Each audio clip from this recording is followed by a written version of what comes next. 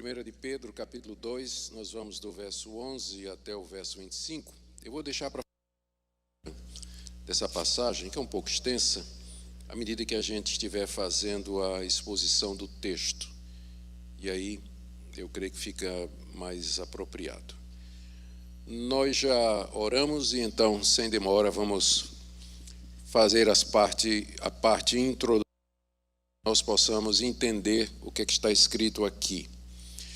Eu vou falar no tema do congresso, que é forasteiros e peregrinos aqui nesse mundo, e o que é que isso implica para nós. E esse conceito de peregrinos e forasteiros está na Bíblia toda, mas a frase é tirada da primeira carta de Pedro, capítulo 2, no verso 11, quando Pedro, se dirigindo aos seus leitores, diz: peço a vocês, como peregrinos e forasteiros que são, que se abstenham das paixões carnais, etc., etc. Nós iremos ver o que é que ele quer dizer. Por isso que eu escolhi essa passagem. Então, deixe-me lembrar para vocês a origem dessa carta. Pedro escreveu essa carta aos cristãos que estavam espalhados por várias das províncias romanas e que estavam enfrentando hostilidade e perseguição dos judeus, em primeiro lugar, e dos gentios em segundo. Ainda não havia começado aquelas perseguições sangrentas promovidas pelo imperador Nero, elas só vão começar no ano 67, mais ou menos, ano em que Pedro foi decapitado por Nero, Paulo também. E aqui essa carta ela é um pouco antes, ela é por aí, o ano 63, 62, por aí. Já havia perseguição, mas não ao ponto dos mártires do Coliseu, como todo mundo conhece, ou já ouviu falar da história. Naquele tempo, ser cristão não era chique e não era uma coisa muito bem vista, bastante diferente do que é hoje, porque embora exista uma hostilidade no Ocidente contra o cristianismo, mas nós devemos admitir que desfrutamos de uma liberdade como nunca houve na história da igreja, e privilégios que nós temos. Mas não era assim no século I, não era assim quando a igreja começou. Então nós temos que ter isso em mente para poder entender o que é que Pedro está dizendo aqui. Ele escreve para ajudar os cristãos a enfrentar as suas dificuldades, a hostilidade, enfim, todo o sofrimento que adivinha disso aqui.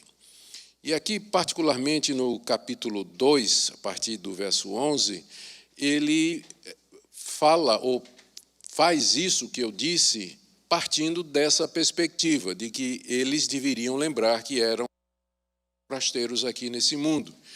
E como tal, aqui não era a casa deles. Eles estavam no mundo, mas não eram no mundo. Eles estavam de passagem aqui, caminhando para uma terra superior.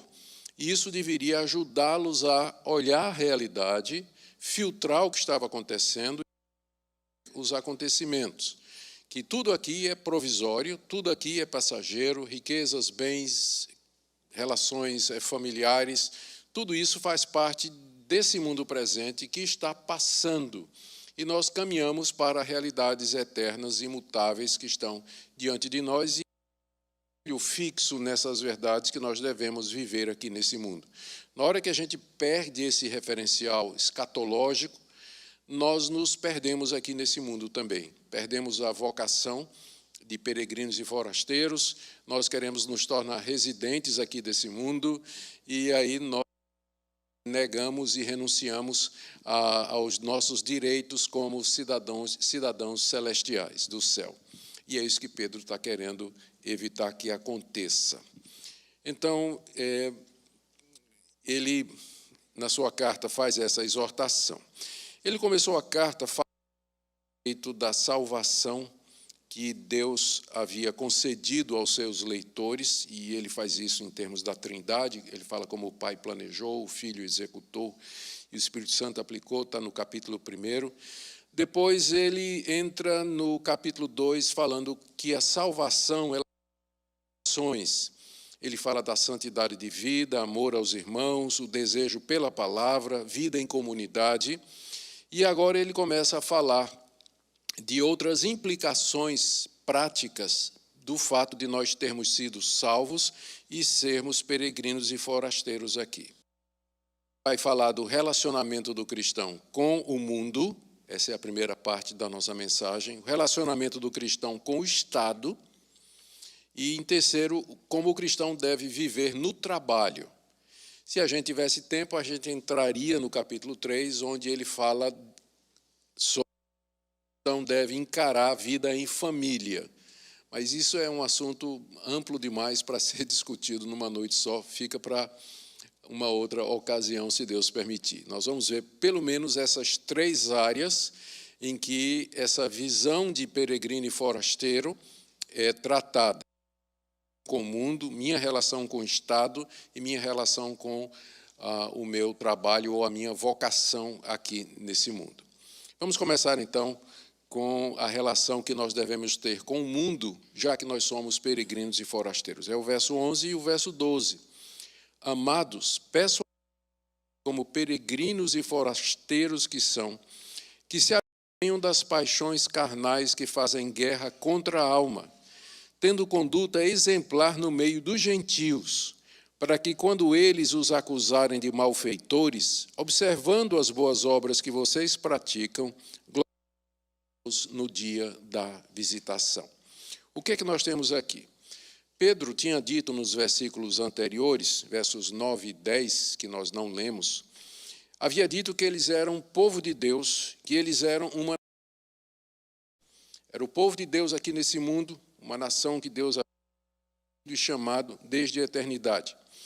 Mas eles ainda estão nesse mundo como estrangeiros e peregrinos.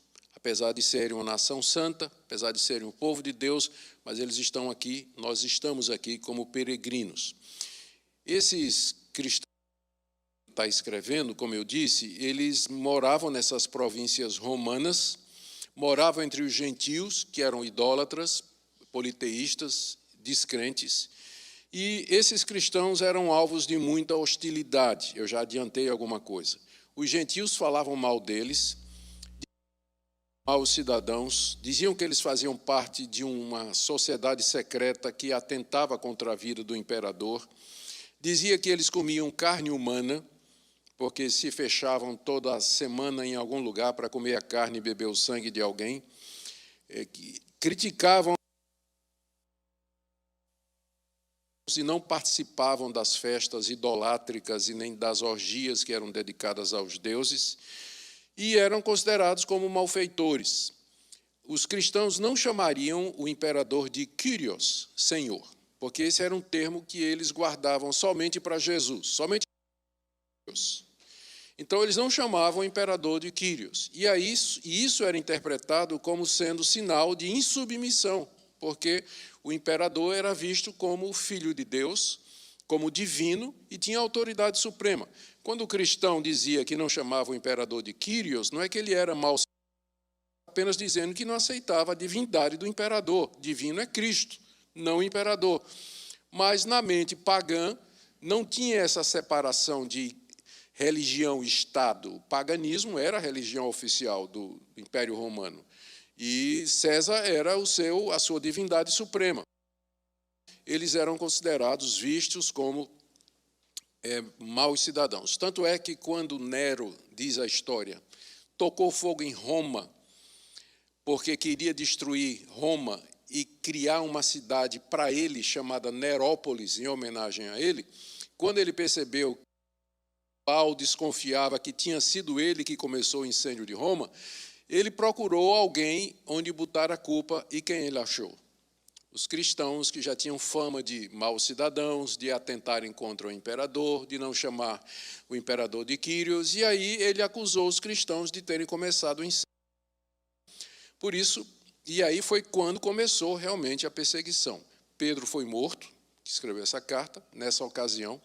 Paulo foi morto na Via Ápia, decapitado por ordem de Roma, de Nero, e começou, a partir dali, 10 perseguições, 10 imperadores que se seguiram, perseguições ferrenhas contra os cristãos, alguns mais, outras menos, até que o imperador Constantino, no século IV, publicou o decreto de Elvira, concedendo liberdade religiosa ao Império Romano, e foi quando terminou a perseguição contra os cristãos. Mas foi muito sangue cristão foi vertido naquela época. Então, se você acha que sua vida está ruim, não é? Imagine como era ser cristão no primeiro século. Às vezes a gente reclama de boca cheia, não é, pastor? A gente reclama de boca cheia.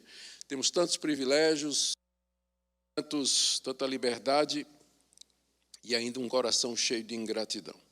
Então, como é que eles deveriam proceder aqui nesse mundo, considerando essa realidade que eles estavam enfrentando? Como é que eles deveriam viver aqui nesse mundo? Pedro aqui, duas diretrizes principais. Primeiro, verso 11, eles tinham que se abster das paixões carnais, dos desejos da carne, porque mesmo que eles eram povo de Deus, haviam sido salvos, mas permaneciam pecadores. E esse é um ensino que você vai encontrar em toda a literatura do Novo Testamento. O fato de que nós somos salvos não quer dizer que nós somos feitos perfeitos. Você continua a ter uma natureza pecaminosa, você continua a ter que lutar contra as tentações e mortificar a sua carne quando ela não são lícitas. Então, a primeira orientação que Pedro dá para os seus leitores é, queridos, se abstenham do pecado, não pratiquem essas coisas que eu sei que vocês, como pecadores que são, vocês vão sentir. Vocês são peregrinos e forasteiros aqui. Não se deixem envolver com as atrações e os prazeres desse mundo. Não façam isso, porque ele diz aqui, essas paixões, elas fazem guerra contra a alma. Nós estamos envolvidos numa guerra espiritual, caminhando para a eternidade. Passagem por aqui, nossa vocação é eterna. Não se envolva com os desejos, paixões e prazeres ilícitos desse mundo. Esse mundo tem muita coisa boa que a gente pode aproveitar, mas tem os prazeres ilícitos, tem aquelas coisas que não estão de acordo com a palavra de Deus. Então, tenham disso tudo aqui, porque vocês são peregrinos e forasteiros, vocês estão de passagem, não se prendam aos valores desse mundo e aos prazeres desse mundo. Segunda orientação que ele dá para os seus leitores com relação ao mundo é que eles deveriam manter um procedimento exemplar. Verso 12, tendo conduta exemplar no meio dos gentios. Conduta exemplar.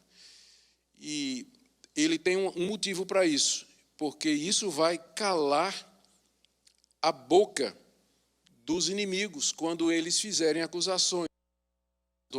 Verso 12, tendo conduta exemplar no meio dos gentios, para que quando eles acusarem vocês de malfeitores, como eu disse que eles estavam sendo acusados, não é? Quando eles acusarem vocês de malfeitores, ao observar as boas obras que vocês praticam, eles glorifiquem a Deus. O dia da visitação pode ser interpretado de duas maneiras. No dia do juízo, quando Deus vier visitar o mundo em juízo, às vezes o dia do juízo é chamado o dia da visitação, ou o dia da conversão dos gentios. Esse pessoal que está acusando vocês, quando eles observam as boas obras de vocês, quando eles se converterem, eles vão louvar a Deus por vocês, pelo testemunho de vocês e assim por diante. Fica difícil escolher se é o dia do juízo ou o dia da conversão, porque a passagem pode significar as duas coisas. Talvez nós possamos... Ela tem uma vantagem, ela enriquece o sentido. Então, o texto não... Tanto pode ser uma coisa como outra, mas a gente não precisa escolher, pode ser as duas coisas. No dia do juízo, os gentios se lembrarão de nós, de que eles nos acusaram, e eles lembrarão o nosso bom comportamento, e eles terão vergonha e saberão por que é que estão sendo condenados. Ou, quando eles se convertem, eles lembram, rapaz, eu acusava os crentes disso, chamava os crentes disso, daquilo outro, agora eu para trás agora, as boas obras que eles praticaram, a boa conduta, tenho vergonha, e agora eu tenho vergonha do que eu fiz, e eu estou feliz que eu posso agora ser parte desse povo peregrino. Qualquer uma das explicações atende e faz todo sentido. O ponto é, você cala a boca dos malfeitores, batendo boca com eles na internet, nas redes sociais, no Instagram. Você cala a boca de quem nos acusa pelas suas boas obras, pela sua conduta. Não tem nada, eles não têm nada do que acusar. Ficam dizendo coisas, mas examinam nossa vida e não tem nada que dizer contra nós. Esse é o argumento. Queridos, mantenham conduta exemplar, para que quando eles acusarem vocês, na verdade, eles vendo as boas obras que vocês praticam, a conduta exemplar de vocês, eles glorifiquem a Deus.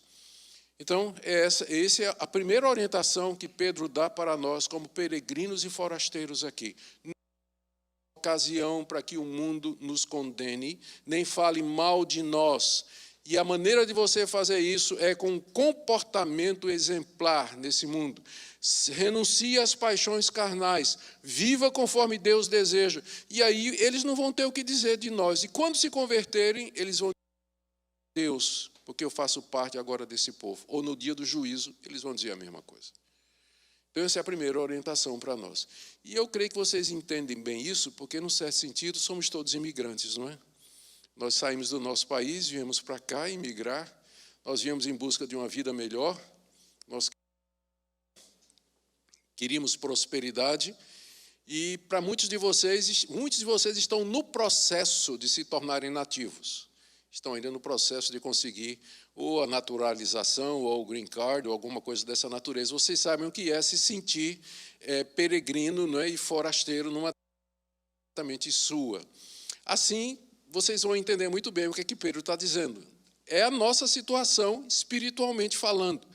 Nós estamos aqui, mas não somos cidadãos daqui. Nossa pátria é celestial. É para lá que nós caminhamos. Portanto, não se envolva, não adquira pegue os cacuetes desse mundo, mas desenvolva uma vida, uma conduta exemplar para glorificar a Deus, para que Deus seja glorificado no dia da visitação, no dia da conversão daqueles que nos atacam ou no dia do juízo, quando ele vier em glória, justiça e verdade aqui nesse mundo. Era assim que eles deviam se portar com relação ao mundo.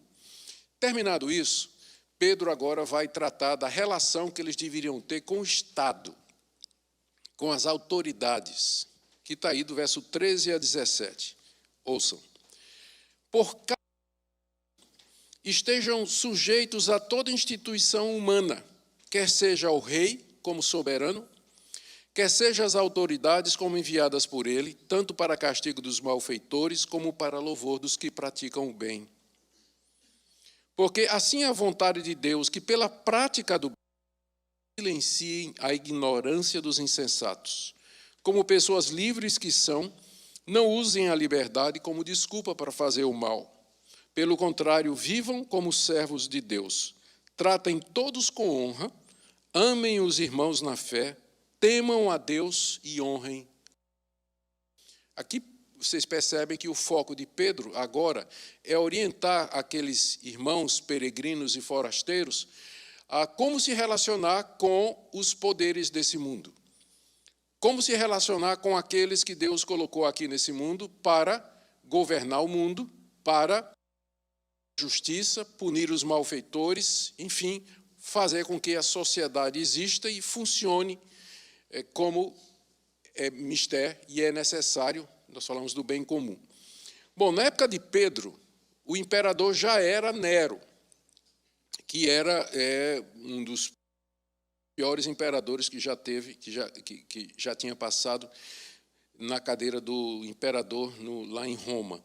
Nero reinava absoluto, não prestava conta a ninguém, assim era o imperador, e ele enviava governadores, procônsules, oficiais, procuradores, governo nas províncias, Pôncio Pilatos, por exemplo, ou o rei Herodes, eram todos nomeados pelos imperadores.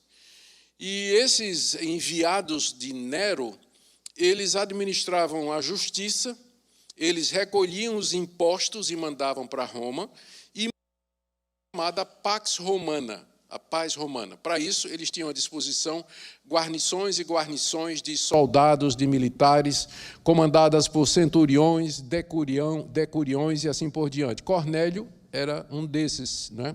O Cornélio, nosso Cornélio, lá de Atos, capítulo 10, que é o primeiro que se converte com a pregação de Pedro. Ele era um centurião estacionado lá em Cesareia, exatamente para manter a paz por ordem de Nero. Por ordem de Nero. Então, o sistema de governo do Império Romano no século I era muito complexo, mas o imperador reinava absoluto aqueles que ele enviava para exercer a autoridade e manter o vasto Império Romano em paz. Paz assim, porque se tivesse revolução, o exército, a máquina militar do imperador vinha e destruía tudo, né? Porque eles tinham, era naquela época.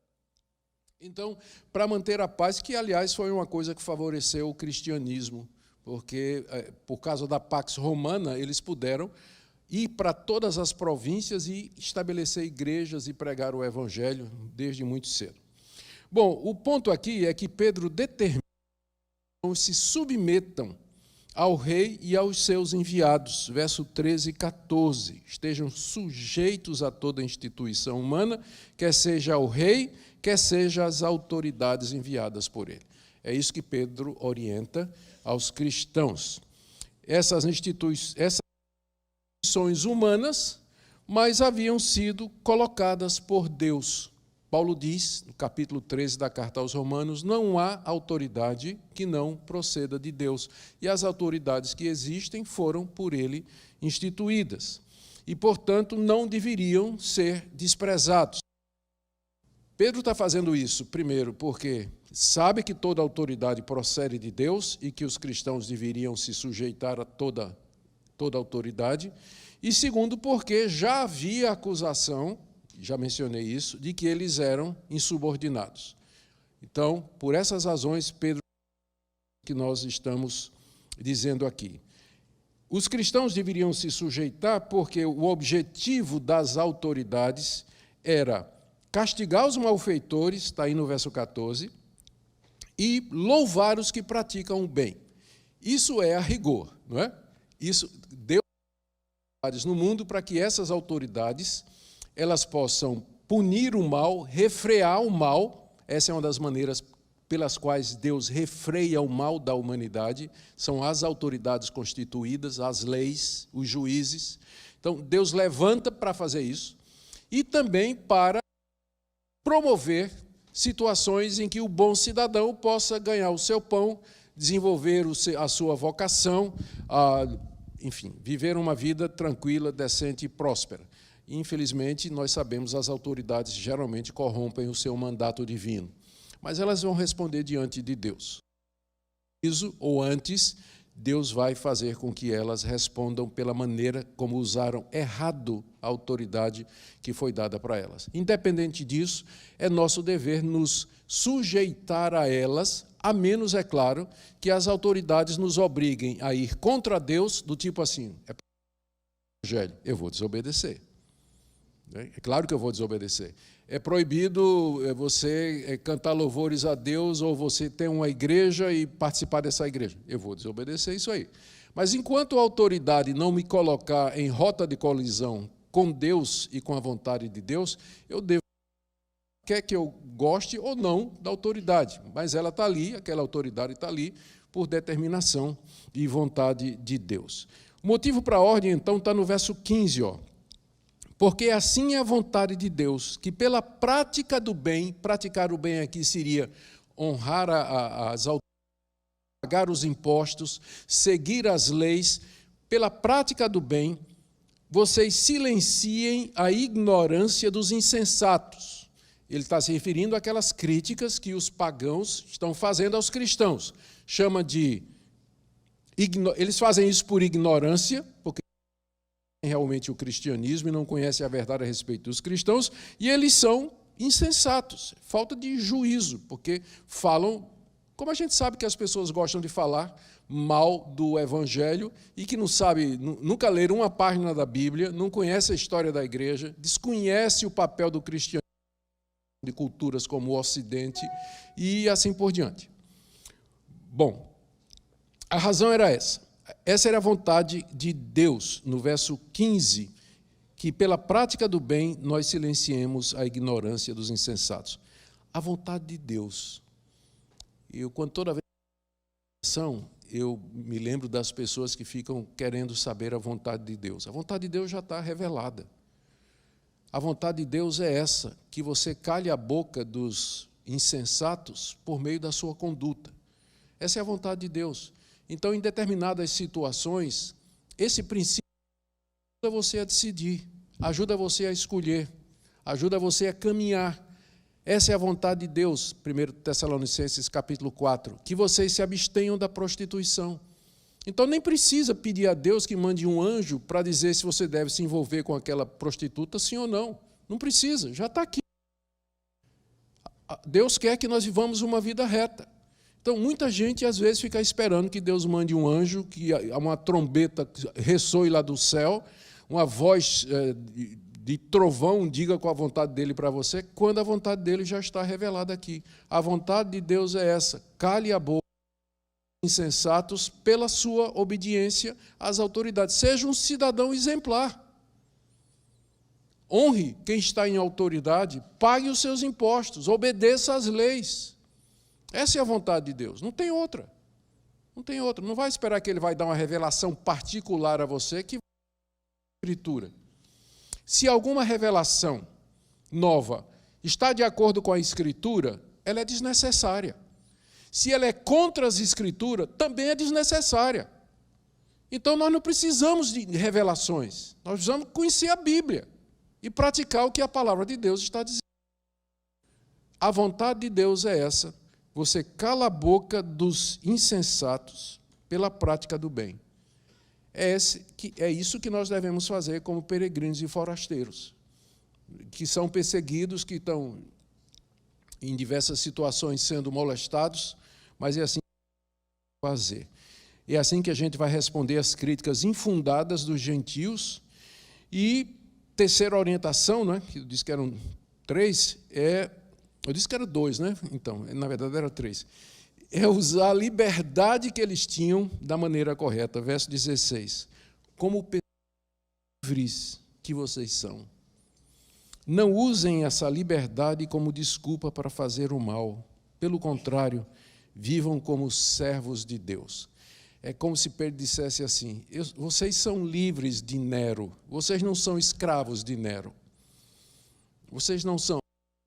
Realmente eles estavam debaixo da autoridade de Nero, mas na verdade eles eram livres. Eles eram livres de toda instituição humana. Deus já os havia perdoado, recebido, aceitado como filhos, dado a cidadania celestial, mas por amor ao Evangelho, eles se tornaram servos, deviam se tornar servos de todos. Servos de todos, como é dito aqui. Como pessoas livres que vocês são, não usem a liberdade como desculpa para fazer o mal. E a gente pensa, que situação poderia ser essa? E a gente faz uma pesquisa no Novo Testamento e descobre logo. Muito cedo no cristianismo apareceu gente com uma interpretação, com uma conclusão errada da doutrina da justificação pela fé. Os primeiros cristãos, os apóstolos, eles ensinavam justificados, perdoados diante de Deus pela fé, sem as obras. As obras não contribuem para a nossa salvação em nenhum sentido. A salvação é graça, é obra de Deus do começo ao fim. Você recebe graciosamente, pela fé. Conclusão: então, não importa de que maneira eu viva, eu vou ser salvo de qualquer jeito. Já que não é pelas obras, então não importa o que eu faça ou deixa de fazer, Deus vai me salvar no final. Essa é uma conclusão errada, porque a fé que salva, ela muda o coração. A fé salvadora é a conduta. Então, uma inferência errada da doutrina cristã da justificação pela fé é que agora nós podemos praticar o mal, que Deus não vai mais nos castigar, já que nós temos fé em Cristo. Quem tem fé em Cristo é livre para fazer o mal. contexto daquela época, isso se verificava mais nas festas pagãs em homenagem aos deuses. Havia muitos deuses naquela época, era um mundo cheio de divindades. Havia os deuses da religião grega oficial, havia os deuses romanos, havia o culto ao imperador, tinha as religiões de mistério que vinham da Mesopotâmia, da Frígia, de todas aquelas regiões ali. Então Paulo, quando chegou em Atenas, ficou desesperado, né? Ele diz, rapaz, é Deus para tudo quanto é lado. Tinha até um altar ao Deus desconhecido. Faltou Deus, eles inventaram um Deus desconhecido. Então, era assim o mundo daquela época. E cada um desses deuses tinha seus cultos e tinha suas festas. E, geralmente, essas festas consistiam em orgias, em comilança, bebedeira e assim por diante. Provavelmente, muitos cristãos, a quem Pedro escreve aqui, antes de se converter, participaram desse tipo de coisa. E a pergunta é, se eu agora sei que esses deuses não existem, eu encontrei o único Deus verdadeiro, será que eu ainda posso participar dessas festas e dessas orgias? Paulo responde a essa pergunta, essa própria questão, em 1 capítulo 9 até o capítulo 11. Ele trata disso aí, porque era um problema na igreja de Corinto isso aí. Os cristãos queriam continuar a ir ao templo pagão, para não somente participar dos banquetes, mas até praticar imoralidade. Veja o capítulo 6 de 1 Coríntios. Paulo trata, a segunda parte, ele trata exatamente sobre isso. Então, eu fico imaginando que era esse o cenário. Pedro está dizendo para eles, vocês são livres, mas não usem a liberdade, quero dizer exatamente aqui, como desculpa para fazer o mal. Como até hoje tem gente que diz assim, Deus é amor. Deus perdoa, Deus vai entender minha situação. Por isso, se eu tiver um amante, meu casamento não está indo bem, e eu tiver um amante, ou se os meus negócios não estão indo bem, e eu, assim, for desonesto nos meus negócios para poder sobreviver, não, ele não vai. Você não pode usar a sua liberdade de filho de Deus para justificar uma conduta que não condiz com o fato de que você é peregrino e forasteiro nesse mundo. A graça de Deus não foi dada como licença, mas a graça de Deus transforma o coração. Ela muda, ela desapega o nosso coração das coisas desse mundo, de maneira que a gente pode peregrinar de fato. Infelizmente, muitos perderam a vocação de peregrino, eles querem ficar aqui para sempre. Especialmente os jovens, não é, que estão aí querendo fazer um curso, e a gente diz, Jesus vai voltar amanhã, e diz, pelo amor de Deus, não, eu quero casar, eu quero terminar meu curso, eu quero achar um namorado, eu quero achar uma namorada, né?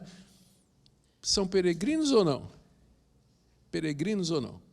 Então, devia ver a vinda do Senhor Jesus como uma coisa, o maior prazer da vida, mas não como alguma coisa que vai atrapalhar os planos, né? Se você pensar como eu acabei de dizer, é sinal de que você perdeu o espírito de peregrino e forasteiro. Você quer ficar aqui para sempre. E não é para isso que nós fomos chamados, e não é essa vocação cristã. Nós estamos de passagem por aqui. Você deve usar essa liberdade dessa maneira. Ele termina fazendo um resumo no verso 17. Tratem todos com honra, amem os irmãos na fé, temam a Deus e honrem o rei. Veja que ele botou na lista aqui, não é? Honrem o rei. Pastor, mas eu não gosto. Assim, nem eu. Mas eu tenho de orar pelas autoridades, para que Deus, através delas, realize os seus propósitos. Mas como é que pode ser de Deus essa autoridade aí que está fazendo tanto descalabro? É de Deus, sim. Só que, quando Deus quer abençoar um povo, justos. Mas quando Deus quer punir uma nação, Deus dá governantes injustos e maus. Quando Deus quer fazer isso numa nação.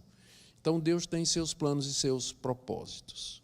Vamos agora para a terceira parte, né? Nós vimos aqui a respeito do estado com relação ao trabalho, do verso 18 até o verso 25. Aqui é um pouquinho mais extenso, mas eu vou abreviar o máximo que eu posso. Vamos ler o texto todo. Servos, sejam obedientes ao Senhor de vocês, com todo o temor. E não somente se ele for bom e cordial, Porque isso é agradável a Deus, que alguém suporte tristezas, sofrendo injustamente por motivo de sua consciência para com Deus. Pois que glória há se pecando e sendo castigados por isso, vocês o suportam com paciência? Se, entretanto, quando praticam o bem, vocês são igualmente afligidos e suportam com paciência, isso é agradável a Deus. Porque para isso mesmo vocês foram chamados, pois também Cristo sofreu no lugar de vocês, deixando exemplo para que vocês sigam os seus passos. Ele não cometeu pecado, nem foi encontrado engano em sua boca, pois ele, quando insultado, não revidava com insultos, não fazia ameaças, mas se entregava àquele que julga retamente, carregando ele mesmo em seu corpo sobre o madeiro os nossos pecados, para que nós, mortos para os pecados, vivamos para a justiça. Pelas feridas dele vocês foram sarados, porque vocês estavam desgarrados como ovelhas e se converteram ao pastor e bispo da alma de vocês. Aqui Pedro mostra outra maneira pela qual os cristãos poderiam, como peregrinos e forasteiros, calar a boca dos críticos no meio do ambiente em que eles viviam, que era no procedimento para com os patrões, escravos também. Lembrando que naquela época muitos cristãos eram escravos. Isso é uma coisa que a gente nem sempre se conscientiza. Mas boa parte dos cristãos daquela época era composta de escravos. A escravidão era vista como normal naquela época, muito embora no já encontra os sinais e as sementes de uma libertação futura. E os escravos eram cativos de guerra, gente que nasceu na escravidão, gente que foi vendida para pagamento de dívidas ou pagando penas por crimes cometidos. Nosso pano de fundo, background brasileiro, quando fala em escravidão, a gente pensa apenas nos afrodescendentes que foram importados como escravos da África para servir ao Brasil no ciclo da cana-de-açúcar, do café e assim por diante. Mas no primeiro século não era assim. A escravidão tinha o mesmo princípio. Uma pessoa podia se vender como escravo para poder pagar uma dívida. Ele podia vender os filhos como escravos para pagar uma dívida. Se o país dele entrasse em guerra e perdesse, ele provavelmente ia ser levado como escravo para servir alguma situação. Então a escravidão, a origem era diferente do que nós estamos acostumados no Brasil.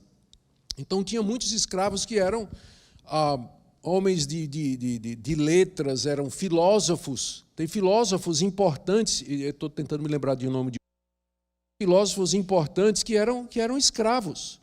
Muitos deles eram comprados para serem tutores dos filhos de homens ricos, que compravam o escravo, e o escravo era o personal training, né? O trainer, né? dos filhos, da família e assim por diante. Mas muito estavam nessa situação de escravidão.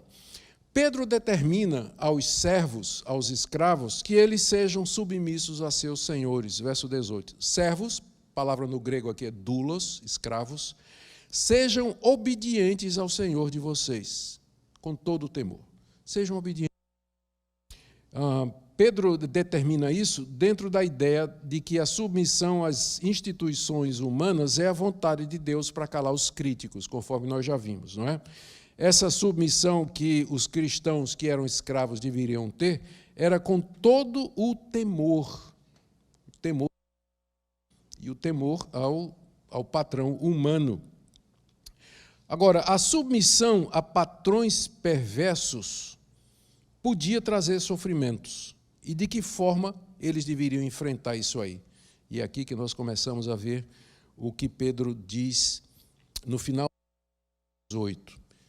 Eu vou ler o verso todo. Ele diz: servos, sejam obedientes ao Senhor de vocês com todo o temor.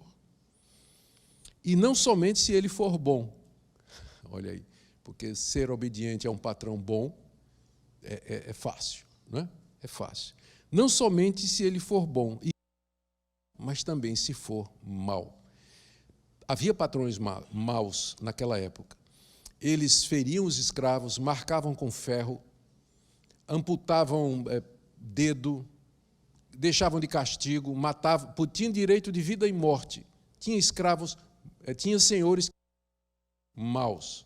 e faziam seus escravos sofrer. Tinham patrões que eram cordiais, que eram bons, que tratavam os escravos a ponto de que, quando o escravo tinha dinheiro suficiente para comprar a liberdade, eles não queriam sair, queriam continuar a servir o patrão. Desenvolveram laços de amizade, de isso ter acontecido. Mas tinha muito patrão que era ruim, perverso e mau. E aí, como é que os cristãos deveriam se comportar nessa que era geralmente a situação na maioria dos casos? Pedro explica aqui que eles deveriam se sujeitar, mesmo se for mal. Por quê? Verso 19. Porque isso é agradável a Deus. Como é que isso pode ser agradável a Deus? Você suportar sofrimentos desse tipo, não é? Num regime de escravidão? A resposta é: se vocês estão sofrendo por motivo de sua consciência para com Deus. Tem dois tipos de sofrimento. Tem um sofrimento que você traz sobre você por conta do seu mau comportamento. Você fez alguma coisa, por exemplo, um escravo. Muitos escravos cuspiam na sopa do patrão.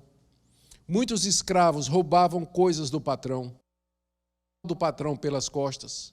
Não faziam o seu trabalho direito. Quando o patrão descobria, tome chicotada, né? Tome chicotada. E aí, se fosse um escravo crente, ele ia dizer: oh Deus, eu estou sofrendo. Mas Deus provavelmente iria dizer: mas você não está sofrendo porque é cristão, você está sofrendo porque é escravo. Você está sofrendo porque é um mau empregado. Me lembro de uma vez, lá no meu escritório, guardar as devidas proporções, lá no Recife, chegou um irmão dizendo assim: pastor, ore por mim, perdi o emprego. Rapaz, você não trabalhava na empresa de fulano de tal, que é membro aqui da nossa igreja? Pois é, pastor, ele não gosta de crente, não. Ele me despediu. Digo, tá. Aí liguei para o cidadão: rapaz, manda-se embora fulano. Pastor, era o pior empregado que eu tinha. Era o pior, chegava atrasado, não cumpria as tarefas, ficava usando o tempo para ficar nas redes sociais. E eu tive que demitir. E aí, depois, né? Dizendo: estou sofrendo por causa de Cristo.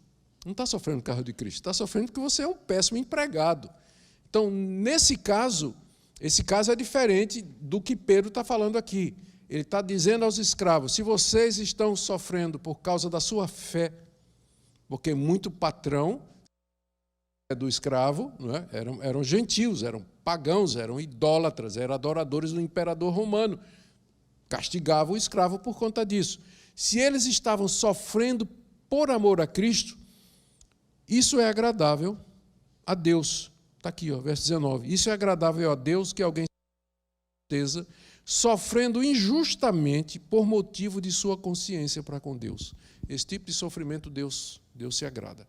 Por quê? Porque você está sofrendo por amor a Ele. E Deus, como que diz assim: eu estou orgulhoso de você, meu filho, minha filha, porque você preferiu negar o meu nome.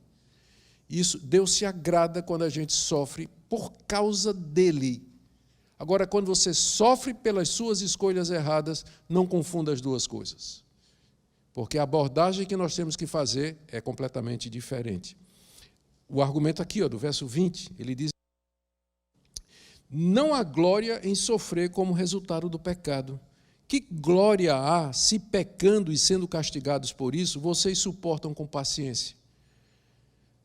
Que glória! Você está sofrendo, né? Está lá no emprego, está apanhando, sendo hostilizado, porque é um mau empregado. Qual é a glória que existe em você suportar o sofrimento? Mas se, final do verso 20, se quando praticam o bem, vocês são igualmente afligidos e suportam com paciência, isso é agradável a Deus. Então, faça essa.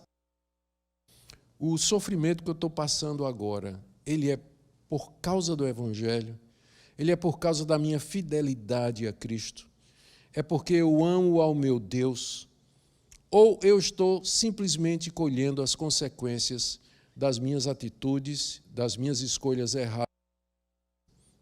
Porque, como eu disse, a abordagem, esses dois tipos de sofrimento é diferente. A gente vai ver alguma coisa mais no final sobre isso. Então, aqui Pedro está explicando para eles, para os escravos, né? Sofram, se tiverem que sofrer, que seja por amor a Cristo. Deus se agrada quando a gente se dá conta dele.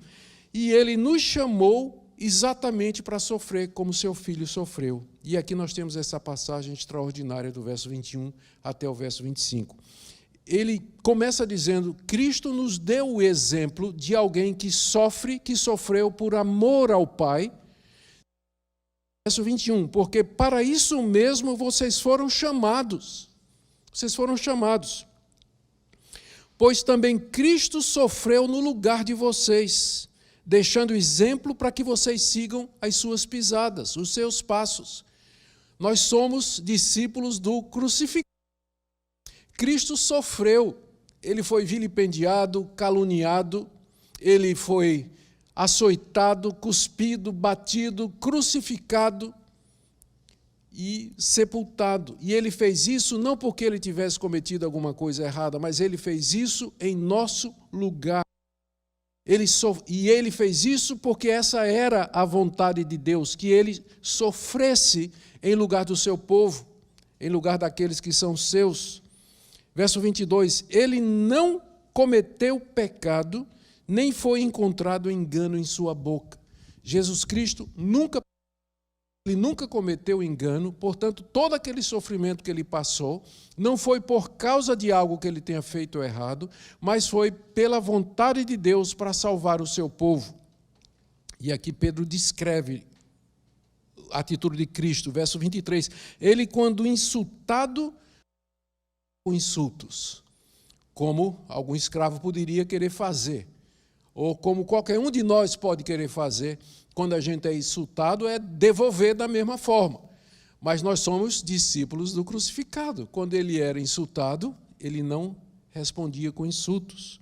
Quando ele era maltratado, não fazia ameaças, mas se entregava àquele que julga retamente, carregando ele mesmo em seu corpo, sobre o madeiro, os nossos pecados. Que coisa maravilhosa. Ele estava carregando no madeiro os nossos pecados, para que nós, mortos para os pecados, ele morreu no nosso lugar, então nós morremos com ele, nós agora vivamos para a justiça. Ele ressuscitou e nós ressuscitamos com ele. Pelas feridas de Cristo, vocês foram sarados. Esse é o exemplo que Pedro coloca diante de nós, diante do sofrimento. É nós suportarmos o sofrimento por amor a Deus. Verificarmos que estamos sofrendo por causa do Evangelho e não por causa dos nossos erros. Lembrar que os discípulos de Jesus, e que essa deve ser nossa atitude. Aqui ele está colocando o exemplo no contexto para os escravos. Era assim que eles deveriam sofrer. Se o patrão maltratava sem razão, porque eles eram retos, tementes a Deus, seguidores de Cristo, era assim que deveriam fazer. Não retrucar, não responder, não insultar, não de alguma forma buscar vingança, mas se humilhar diante de Deus, como Cristo também fez na cruz, dando o exemplo a cada um de nós. E é assim também que nós, como cristãos peregrinos nesse mundo, devemos encarar o sofrimento por amor de Cristo. Quando a igreja é perseguida, essa é a atitude dela. Quando você, como cristão individual, é perseguido, essa deve ser a sua atitude. E é assim que nós vamos fazer a diferença. Porque se você reage da mesma forma que os gentios, os gregos, reagem, você não é peregrino e forasteiro. Você é igual a eles. Você já tomou a identidade deles, o formato deles. Examine sua vida. Pense em situações em que se encaixam nisso aqui e como você tem procedido diante disso. Ele termina no verso 25, dizendo que antes nós éramos como ovelhas desgarradas. Vocês antes estavam desgarrados como ovelhas. É assim que nós vivíamos aqui nesse mundo, desgarrados como ovelhas. Mas agora vocês se converteram ao bispo da alma de vocês. Pastor, que significa aquele que cuida, bispo, supervisor, é isso que a palavra significa. Cristo é o nosso pastor e o nosso bispo, o nosso supervisor. Ele é que cuida de nós. Nós nos convertemos a ele e a ele que nós seguimos. O exemplo em se dar por nós, é a base da nossa conduta aqui. Eu quero caminhar para a conclusão, queridos, do que é que significa ser peregrinos. Como eu disse, né, o assunto não encerrou aqui. Pedro continua no capítulo 3 falando do casamento. Ia ficar muito extenso aqui, já me delonguei demais. Eu quero partir já para as aplicações práticas. Queridos, diante disso, eu quero trazer algumas aplicações para vocês. Primeiro, eu sei que eu coloquei muita coisa, eu sei que eu expus o texto de uma forma a colocar o nível da vida cristã muito elevado. A demanda aqui é muito grande. Vocês perdoarem, vocês se submeterem, vocês obedecerem. Quem é capaz de fazer isso? Então, eu quero dizer que todos esses imperativos éticos que nós encontramos na Bíblia, eles são pela declaração de que nós temos o Espírito de Deus, nós nascemos de novo, nós somos uma nova criatura e que pela presença da vida de Cristo em nós, nós podemos obedecer ao que está escrito aqui. Não veja essas coisas apenas de maneira abstrata, subjetiva. Pode viver isso aqui. Quem é que é capaz de enfrentar uma situação como essa? Humanamente falando, nós não somos, mas Deus nunca pede nada de nós que Ele não se ofereça para nos fazer cumprir. Tudo que Deus pede de nós, Ele nos dá condição para que nós possamos cumprir.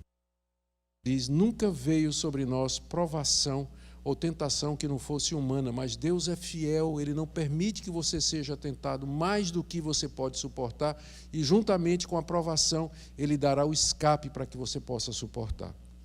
Assim sendo, lembre, você é povo de Deus, você é nação santa, mas nesse mundo você é estranho e peregrino.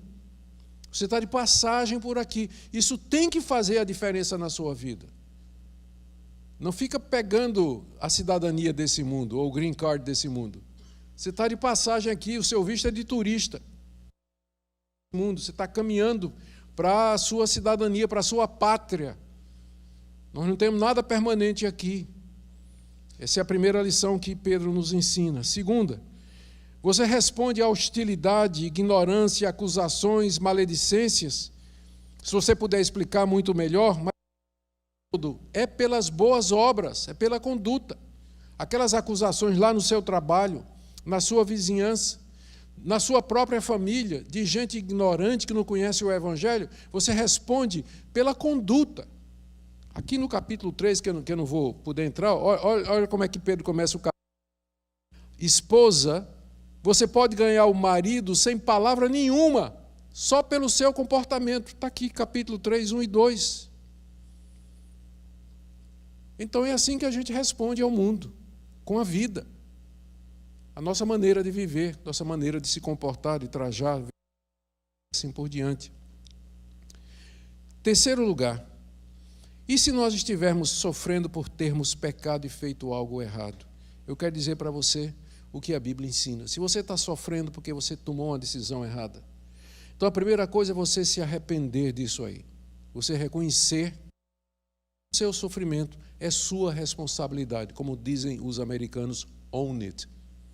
Assuma a responsabilidade, é sua, a culpa é sua. Então se arrependa disso, assuma a responsabilidade. Confesse a Deus o seu pecado, se necessário, às pessoas envolvidas. Essa reparação ou restituição ou reconciliação, dependendo do tipo de pecado que você cometeu. E, se tiver consequências, suporte humildemente as consequências, que alguns pecados confessados, reparados, eles não trazem consequências, as consequências são tiradas, mas em alguns outros, por conta da gravidade das circunstâncias agravantes, eles têm consequências, e Deus nem sempre nos livra das consequências dos nossos atos errados, mas Ele dá, se você está arrependido, Ele vai dar graça para você suportar. Ele vai dar graça para você sofrer as consequências humildemente como cristão. E por último, sempre peça essa graça a Deus para viver aqui nesse mundo como peregrino, forasteiro. Nunca esqueça a sua vocação. Dessa maneira que no dia da visitação, os gentios haverão de glorificar a Deus, observando a conduta de vocês aqui nesse mundo. Vamos ficar em pé.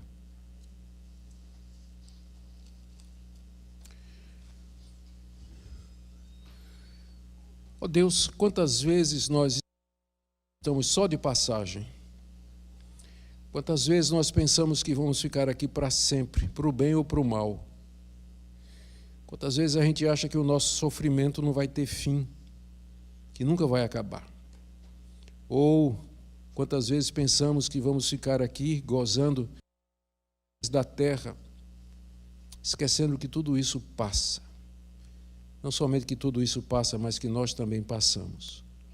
Senhor, nos dá essa consciência de peregrinação. Se tem alguns dos teus filhos e filhas aqui nessa noite, que se vê muito mais como um residente do que como peregrino, nós pedimos que o Senhor ajude a ter a visão correta, a ter a perspectiva correta, que vai colocar na perspectiva correta toda a sua vida. Ajuda aqueles que caíram em pecado e que estão sofrendo. Oramos por aqueles que estão sofrendo injustamente para o teu nome. E nós pedimos ao Senhor que tu reavives a tua igreja nesse mundo e que teu Espírito Santo levante homens e mulheres dispostos a dar a vida pelo Senhor. Obrigado por essa noite, evento que ele contribua para a nossa peregrinação. Em nome de Jesus. Amém.